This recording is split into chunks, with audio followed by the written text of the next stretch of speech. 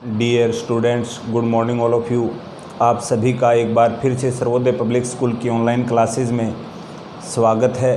प्यारे विद्यार्थियों, अपन ने जो अपनी पुस्तक का फर्स्ट पार्ट है उसमें जो प्रारंभ की 2 यूनिट हैं उनको पढ़ चुके हैं।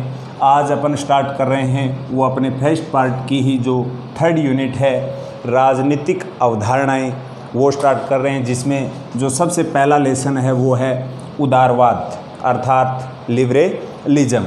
इसके बारे में आज अपन विस्तार से देखेंगे।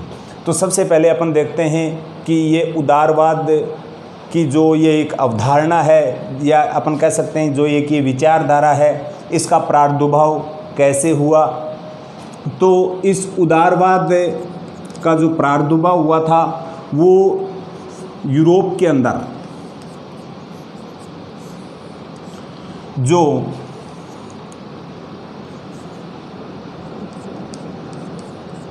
पुनर्जागरण व पुनर्जागरण के साथ साथ जो धार्मिक आंदोलन हुए थे,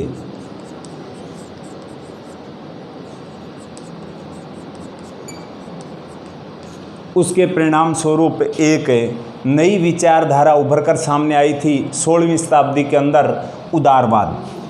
अपन को पूछा जा सकता है कौन सी शताब्दी में इसका प्रादुर्भाव हुआ था? 16वीं शताब्दी में। और ये उदारवाद है, इस उदारवाद के संबंध में जो सबसे पहले जो विचार दिया था वो दिया था जॉन लॉक ने। यानी उदारवादी विचारधारा का जनक जिसे माना जाता है वो माना जाता है जॉन लॉक को। जॉन लॉक को उदारवादी विचारधारा का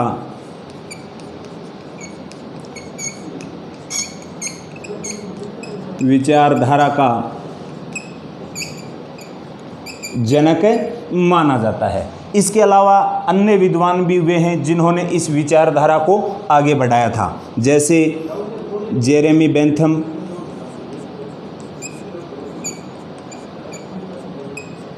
एडम स्मिथ,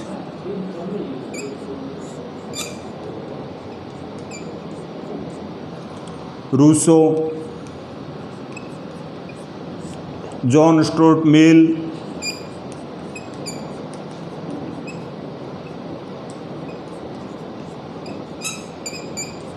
मोंटेस्क्यू,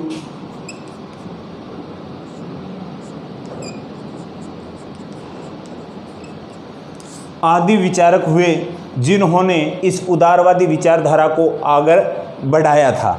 और इसी संबंध में अगर अपन देखते हैं तो ये उदारवाद है, यह एक प्रकार से जो सामाजिक संस्थाओं को, यानी कि जो ये उदारवादी विचारधारा है, इसके अंतर्गत जो सामाजिक संस्थाएं हैं उनको एक मानव की सूझबूझ अपन कह सकते हैं, या मनुष्य के विवेक का क्या बताया था, आधार बताया था कि जितने भी सामाजिक संस्थाएं हैं उनका निर्माण है वो मनुष्य की सूझबूझ और उनके विवेक के आधार पर हुआ है। तो ये इसकी कुछ सामान्य बातें थी जिसमें अपन अच्छे से जानते हैं इसकी जो शुरुआत हुई थी यूरोप के अंदर, जो पुनर्जागरण का काल रहा, धार्मिक आंदोलन का काल रहा, उसके अंतर्गत आया, वो 16वीं शताब्दी में आया। इसका जो जनक था वो जॉन लॉक था। इसके अलावा अन्य विद्वान भी हुए, जैसे जेरेमी बेंथम है, एडम स्मिथ है, रूसो है, जॉन स्टुअर्ट मिल है, मोंटेस्क्यू है, आदि विद्वान हुए जिन्होंने इस विचारधारा को आगे बढ़ाया। अब सबसे पहले अपन देखते हैं कि ये उदारवादी विचारधारा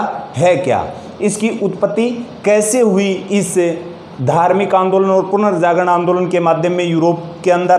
तो इसकी उत्पत्ति अपन देखते हैं कि उदारवाद की।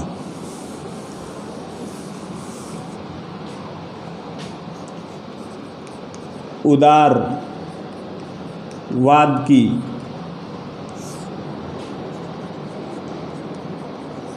व्युत्पत्ति, यानी इसका प्रादुर्भाव कैसे हुआ। ये उदारवाद है वो अंग्रेजी के,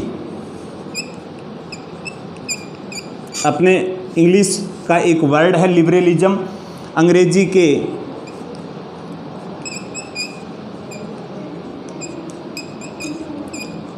लिबरलिज्म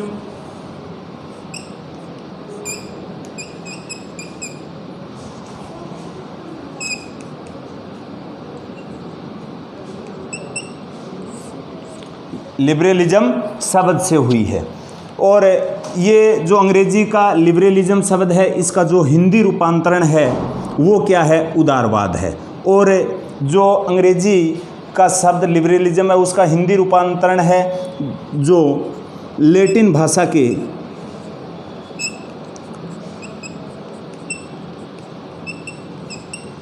लिबर शब्द से बना है, जिसका अर्थ होता है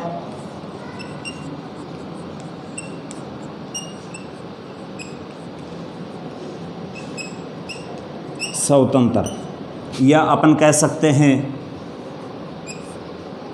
मुक्ति। यानी कि इस उदारवादी विचारधारा की जो उत्पत्ति हुई वो अंग्रेजी के लिबरलिज्म शब्द के हिंदी रूपांतरण से, जो लैटिन भाषा के लिबर शब्द से है, जिसका अर्थ क्या होता है, स्वतंत्र अर्थात मुक्ति। यानी कि एक प्रकार से व्यक्ति की स्वतंत्रता पर यह बल देता है उदारवाद। और इसी के साथ अगर अपन देखते हैं तो उदारवाद का जो प्रारंभिक जो स्वरूप था वो बिल्कुल नकारात्मक था, जिसकी विशेषताएं अपने सामने आती हैं कि जो उदारवाद है वो एक अनैतिक,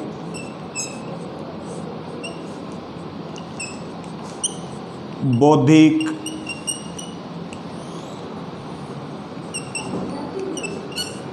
पूंजीपतियों के संरक्षक के रूप में, अमानवीय आदि इसके संबंध में शब्द यूज किए गए थे। क्योंकि ये विचारधारा ये एक प्रकार से व्यक्तिगत स्वतंत्रता पर बल देती थी। क्योंकि जो ये आंदोलन हुए थे यूरोप के अंदर, पुनर्जागरण और धार्मिक आंदोलन, जो एक प्रकार से जो यूरोप के अंदर जो राजशाही शासन था, तानाशाही शासन था, जिसे अपन बोलते हैं सामंतशाही, राजशाही या पोपशाही, इनके विरुद्ध में एक प्रकार से इस विचारधारा का प्रादुर्भाव हुआ था जो उदारवाद से संबंधित है। और उदारवाद के अंतर्गत ये कहा गया प्रारंभ में कि जो राज्य नामक जो संस्था है वो एक प्रकार से पोपशाही का अर्थ होता है, वहाँ पर एक प्रकार से जो ईसाई धर्म है उसके अंतर्गत जो एक दैवीय सिद्धांत उस समय जो प्रचलित था कि जो राज्य का स्वरूप है वो एक प्रकार से देवताओं के द्वारा क्या किया गया है, सर्जित किया गया है। और उसका जो प्रशासनिक अधिकारी होता है, जिस समय जो राजा होता था वो एक प्रकार से राजा का ही प्रतिनिधि होता था। और उस समय ऐसा माना जाता था, हालांकि ऐसा था नहीं, तभी तो ये विचारधारा आई थी। यानी कि वो राज जो अपना दैवीय सिद्धांत था वो कहता था, जो अपन ने 11th क्लास में पढ़ा था दैवीय सिद्धांत। दैवीय सिद्धांत में अपन ने देखा था कि राज्य का निर्माण है वो किसके द्वारा किया गया है, देवताओं के द्वारा। और जो राजा होता है वो किसका प्रतिनिधि होता है, देवताओं का। और राजा के आदेश किसके आदेश होते हैं, देवताओं के। इस प्रकार की जो विचारधारा थी जिसमें एक प्रकार से लोगों का इसके माध्यम से किया जा रहा था, शोषण किया जा रहा था, उसके विरुद्ध में ही इस उदारवादी जो विचारधारा थी उसका क्या हुआ था, प्रादुर्भाव हुआ था। और इसके अंतर्गत अगर अपन देखते हैं इसके विकास के संबंध में, तो इसका विकास प्रारंभ में तो जो ये इस प्रकार की जो सामंतशाही, राजशाही, पोपशाही जो विचारधारा थी उसके विरुद्ध में ये 16वीं शताब्दी में आ गया था। लेकिन इस शब्द का जो सबसे पहले प्रयोग किया गया था वो किया गया था 1815 ईस्वी में। जो ये उदारवाद है, इस शब्द का जो सर्वप्रथम जब प्रयोग किया गया था, सर्वप्रथम उदारवाद शब्द का प्रयोग 1815 ईस्वी में किया गया था। और उसके बाद में इस विचारधारा में समय समय के साथ अनेक परिवर्तन भी आए। क्योंकि अपन अच्छे से जानते हैं प्रारंभ में जो उदारवाद का जो स्वरूप था वो अलग था, आधुनिक समय में जो उदारवाद का स्वरूप है वो क्या है, अलग है। और इस आधार पर अपन कह सकते हैं कि जो ये उदारवादी विचारधारा है, जो लिबरलिज्म है, वो क्या है, एक गतिशील विचारधारा है, गतिशील विचारधारा। यानी इसमें समय समय पे क्या होते रहे हैं, परिवर्तन होते रहे हैं। तो इस उदारवादी विचारधारा के अंतर्गत ये अपन देखते हैं कि किस प्रकार से गतिशील रही है, क्योंकि ये विभिन्न चरणों के अंतर्गत इसके अंतर्गत क्या आता रहा है, बदलाव आता रहा है। जैसे प्रारंभ से लेकर वर्तमान तक की अगर अपन बात करते हैं तो उसमें अनेक अपने को परिवर्तन दिखाई देते हैं। वो किस प्रकार से परिवर्तन दिखाई देते हैं कि प्रारंभ में जो ये उदारवाद का जो स्वरूप अपने सामने आया था वो बिल्कुल क्या आया था, नकारात्मक आया था। यानी प्रारंभिक चरण के अंदर उदारवाद का जो स्वरूप था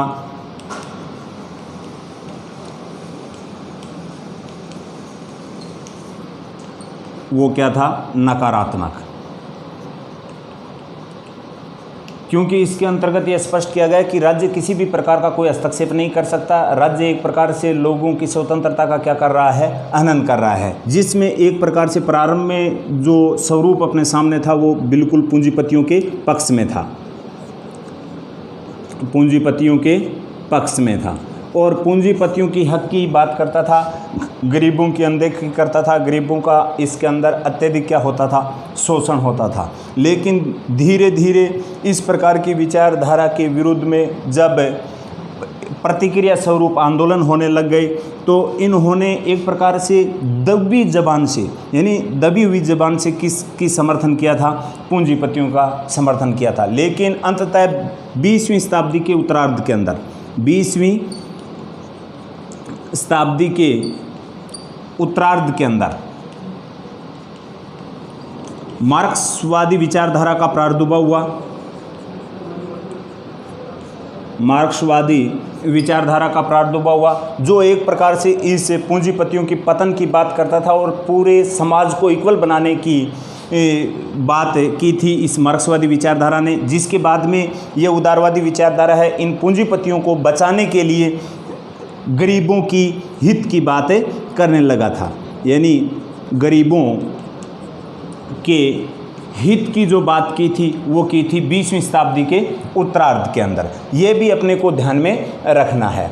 और उसके बाद में अगर अपन बात करते हैं तो इस विचारधारा के अंदर अनेक विद्वान हुए जिन्होंने इसको एक प्रकार से परिवर्तित कर सकारात्मक रूप में चेंज किया, जिसमें जो महत्वपूर्ण नाम आता है इस विचारधारा को नकारात्मक से सकारात्मक जो स्वरूप जिस विद्वान ने दिया था वो दिया था जॉन स्टुअर्ट मिल ने। जॉन स्टुअर्ट मिल ने, इस विद्वान ने इस जो ये उदारवादी विचारधारा है इसको किस में परिवर्तित किया, सकारात्मक में।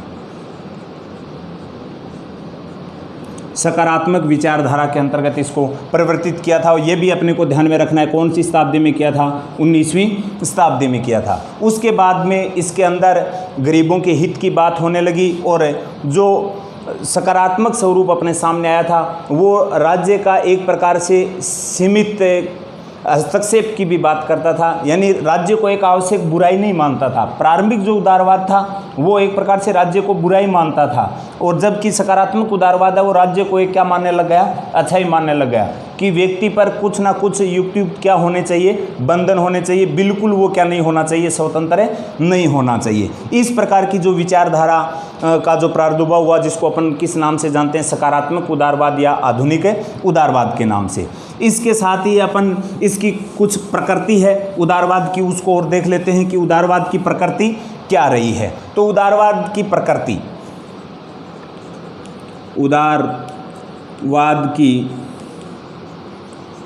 प्रकृति, उदारवाद की प्रकृति जो रही थी वो अपन अच्छे से जानते हैं। जो यूरोप महाद्वीप के अंदर जो धार्मिक सुधार आंदोलन हुए थे, धार्मिक सुधार आंदोलन,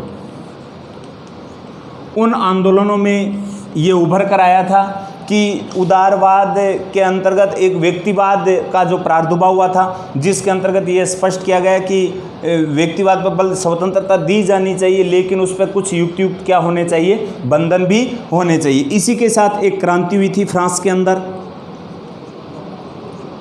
1789 के अंदर, उसके अंतर्गत भी संविधानवाद की बात हुई थी जिसमें संविधान के अंदर समानता, स्वतंत्रता व बंधुत्व की बात की गई थी। इसी के साथ अगर अपन बात करते हैं अमेरिका की क्रांति जो 1776 में हुई थी, अमेरिका की क्रांति, अमेरिका की जो क्रांति हुई थी 1776 के अंतर्गत, उसके अंतर्गत जो ह्यूमन राइट्स हैं, जो अधिकार हैं मनुष्य के, मौलिक अधिकार जिसे अपन बोलते हैं, अधिकारों की बात की गई थी। यानी इसमें 3 बातें आई हैं। एक तो धार्मिक सुधार आंदोलन जो पोपशाही के विरुद्ध में एक प्रकार से अपन कह सकते हैं कि इस समय अमेरिका के अंदर एक औद्योगिक क्रांति भी हुई थी। यूरोप के अंदर, इंग्लैंड में औद्योगिक क्रांति हुई थी 1688 ईस्वी में। 1688 में इंग्लैंड की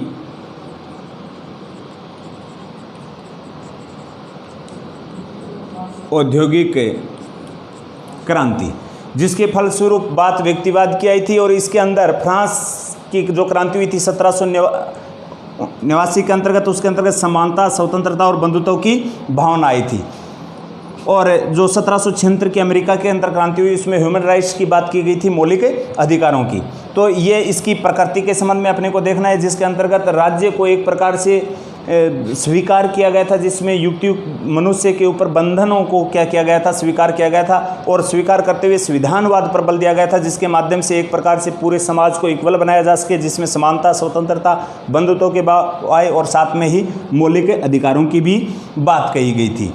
इसके बाद में इसी के अंतर्गत जो आता है, क्योंकि अपन ने देखा कि उदारवाद का जो स्वरूप रहा है वो हमेशा से क्या रहा है, परिवर्तनशील रहा है। यानी इसमें अनेक परिवर्तन होते रहे हैं। तो अब इसमें परिवर्तन हुए हैं, उसमें मुख्य रूप से अपन देखते हैं, उसी के आधार पर उदारवाद को अपन ने कितने भागों में डिवाइड करते हैं, 2 भागों में। एक तो है प्रारंभिक उदारवाद और एक है आधुनिक उदारवाद। तो सबसे पहले देखते हैं अपन उदारवाद के प्रकार।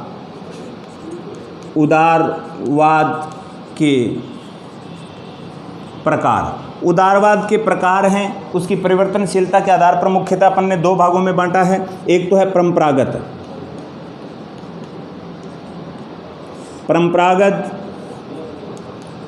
उदारवाद और एक है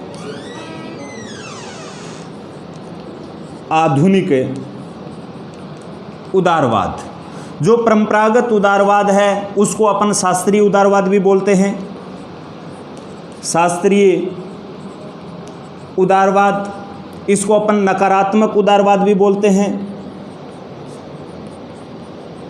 ये इसके उपनाम हैं, यानी इसको भी अपने को ध्यान में रखना है। उदारवाद यानी कि अपन से पूछा जा सकता है, परंपरागत उदारवाद का नाम न देकर क्या दे सकता है, शास्त्रीय उदारवाद या फिर नकारात्मक उदारवाद। जो ये बिल्कुल भी एक प्रकार से गरीबों के हित में नहीं था, अपन कह सकते हैं इसमें सर्वहित की बातें नहीं की जाती थी। इसमें केवल और केवल किसकी बात की जाती थी, पूंजीपतियों की। इसमें पूंजीपतियों की बातें होती थी और पूंजीपतियों के समर्थन की बात की जाती थी, गरीबों की अनदेखी की जाती थी, गरीबों के अधिकारों का क्या होता था, इसके अंतर्गत हनन होता था। लेकिन बाद में अपन अच्छे से जानते हैं 20वीं शताब्दी के अंतर्गत जब मार्क्सवाद का प्रादुर्भाव हुआ, तो उसके भय की वजह से इन्होंने दबी जबान से एक प्रकार से किसकी बात की थी, इसमें गरीबों के हित की बात की थी। जो इसमें एक प्रकार से परिवर्तन आया, जो बाद में कौन सा स्वरूप धारण कर लेता है, आधुनिक स्वरूप। यानी कि जो बाद में इसका जो स्वरूप अपने सामने आता है वो ये आता है कि इन्होंने मार्क्सवाद की भय की वजह से पूंजीपतियों को बचाने के लिए गरीबों के हित की बात करने लगा, जिसमें पूंजीपतियों पर कुछ कर की भी बातें करता रहा। और इस परंपरागत उदारवाद की विशेषताओं के अंतर्गत अपन से पूछा जा सकता है, जिसमें बिल्कुल ये स्पष्ट किया गया कि राज्य को इन्होंने परंपरागत उदारवाद के अंतर्गत क्या माना था, अवांछनीय माना था, या इसको राज्य को कभी इन्होंने स्वीकार नहीं किया कि राज्य है वो व्यक्ति पर अनावश्यक रूप से क्या लगाता है, प्रतिबंध लगाता है। तो ये राज्य को एक क्या मानता था, बुराई मानता था। ये कभी राज्य को स्वीकार नहीं करता था। कौन सा उदारवाद, परंपरागत उदारवाद। और जो आधुनिक उदारवाद है इसके अपोजिट हो जाएगा, जो अपन इसके अंदर पढ़ेंगे। इसी के साथ अगर अपन बात करते हैं, ये व्यक्ति को बिल्कुल स्वतंत्रता देना चाह रहा था, जिसके अंतर्गत व्यक्ति है वो एक प्रकार से विभिन्न प्रकार के आयामों को क्या दे सके, अंजाम दे सके। तो ये परंपरागत उदारवाद में अनेक प्रकार की आर्थिक विषमता की बात आती है कि इसमें आर्थिक भेदभाव की बात होती थी, क्योंकि ये केवल और केवल किसका समर्थन कर रहा था, पूंजीपतियों का समर्थन कर रहा था। साथ में ही अगर अपन बात करते हैं तो ये जो व्यक्तिवाद है उस पर सबसे ज़्यादा क्या देता था, जो परंपरागत उदारवाद है वो सबसे ज़्यादा बल देता था। और मानव की विवेकशीलता और अच्छाई के आधार पर ही एक प्रकार से मनुष्य को सविवेक के आधार पर ही नियम कानूनों की पालना की बात किसके द्वारा की जाती थी, आधुनिक उदारवाद के अंदर की जाती थी। और इसी के साथ अगर अपन देखते हैं तो जो मध्य युग की जो बात आती है, जो धार्मिक और जो सांस्कृतिक विभिन्न प्रकार के जकड़न पर ये एक प्रकार से उदारवाद क्या मानता था, मुक्ति पर बल देता था। क्योंकि जो परंपरागत उदारवाद है वो धर्म को व्यक्ति का क्या मानता था, निजी मामला मानता था, और उसी के तहत ये बिल्कुल आध्यात्मिक रूप से व्यक्ति को अपने विवेक के आधार पर क्या करना चाह रहा था, स्वतंत्र छोड़ना चाह रहा था। आज के लिए अपन पढ़ेंगे इतना ही, क्योंकि ये काफ़ी बड़ा हो जाएगा वीडियो फिर, और कल की कक्षा में अपन पढ़ेंगे आधुनिक उदारवाद के संबंध में। आज के लिए इतना ही, धन्यवाद।